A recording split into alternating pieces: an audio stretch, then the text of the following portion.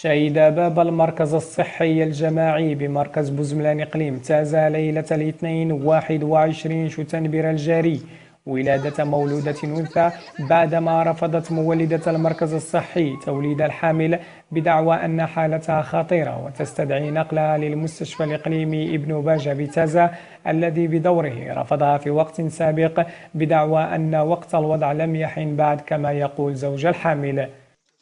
هذا شفتني تازا واحد الفرميه قالت لي دابا دير المراه تازا حاله خطيره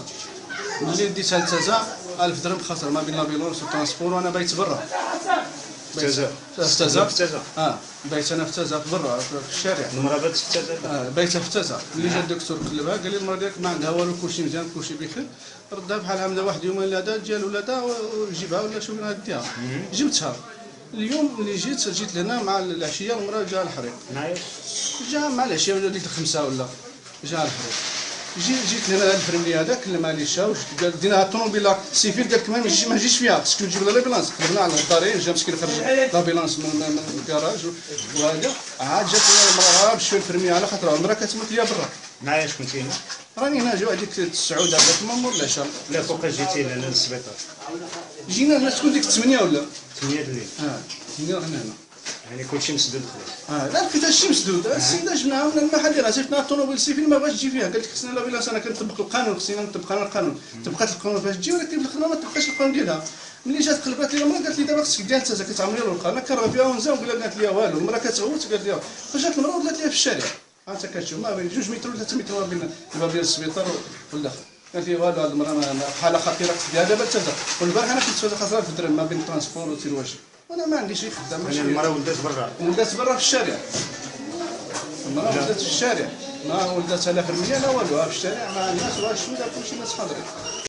وبالعودة إلى تفاصيل الحادث فإن السيدة عزيزة زارت المركز الصحي بعدما أحست بالألم يوم الأحد 20 شتنبر الجاري ليتم إرسالها إلى المستشفى الإقليمي بتازة نظرا لحالتها التي قالت عنها المولدة خطيرة وربما ستكون الولادة بعملية جراحية. إلا أن شيء من هذا القبيل لم يحصل وعادت المعنية بالأمر رجاها بعدما أكد لها الطبيب أنها لن تلد إلا بعد يوم أو يومين كأقصى تقدير وأن الولادة ستكون طبيعية وعادية لتعود مجددا الحامل إلى زيارة المركز الصحي الجماعي ببوزملان ليلة الاثنين وتجده مغلق قبل أن يفتح ويتم استدعاء المولدة التي عاينت حالتها ورفضت توليدها بدعوى أن الحالة خطيرة وتستدعي تدخل الطبيب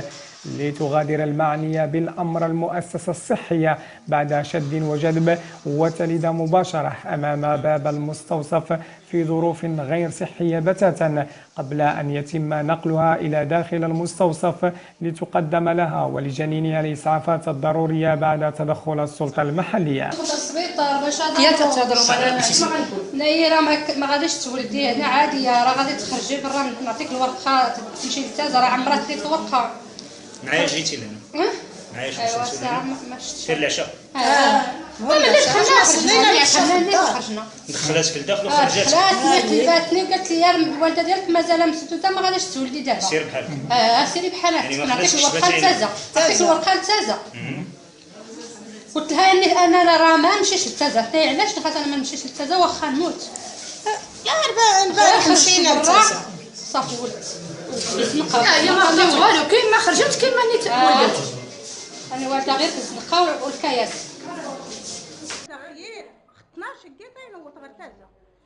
أرسلونا أمس الأحد ليلا إلى مستشفى تازة تعرضنا هناك للإهمال وفي الصباح عاينها الطبيب فأخبرنا بأنها في صحة جيدة وستلد طبيعية بمستوصف بوزملان وبعد عودتنا جاءها المخاض في المساء ونقلناها إلى المستوصف لكن قابلتنا المولدة بالرفض معللة رفضها بأنها لن تلد الآن وحالتها صعبة وتستدعي نقلها على وجه السرعة لتازة لنخرج بعد ذلك للخارج وتلد لنا في الشارع بأمتار قليلة من المستوصف. باش جينا لهنايا لقينا الطبيب معايا جيتو لا ما عرفتش شحال الساعه وما كنتش صليت العشاء ملي خرجنا من مور العشاء. مور العشاء جينا لقينا الطبيب مسدود فهمتيني لقينا الطبيب مسدود وبقينا تنتسناو حتى جا الشوش مشاو عيطوا ليه ما بغاش تجي في الطوموبيل مش عندها واحد الدري يجيبها في الطوموبيل ما بغاش قالت لي انا ما نجيش قالت له تجي لابيلونس مشات لابيلونس جابتها ورجعت دخلت لداخل قلبات المراه قالت لها راه هو انت مازال مجموعه مازال ما تسولش بقينا تنرغبوها قالت لك لا ما غاديش نعمر ليها الورقه قالت لها تمشي لتازا قلنا لها البارحه كانت في تازا قالت لك لا اليوم غترجعوها لتازا ايرجون قالت لك لا ما تولدش هاد المراه مازال ما غاديش تولد يا ديك بقينا تنرغبوها خرجناها برا ولدات المراه بقينا تدخل في الشارع ولدات في الزنقه حدا الجامعه فين راه السبيطار فين راه الجامعه ولات حدا الجامعه جيت انا تنرغبها باش تعطينا نقص باش نقص عليها السراب بقات تدور من المكتب للمكتب بقات تدور قالت لك واش غادي تخرجي عليا حنا خدمتي واش تنقول لها غير قلت لها غير صبر ما بغيتش تخرج تقطع عليا السراب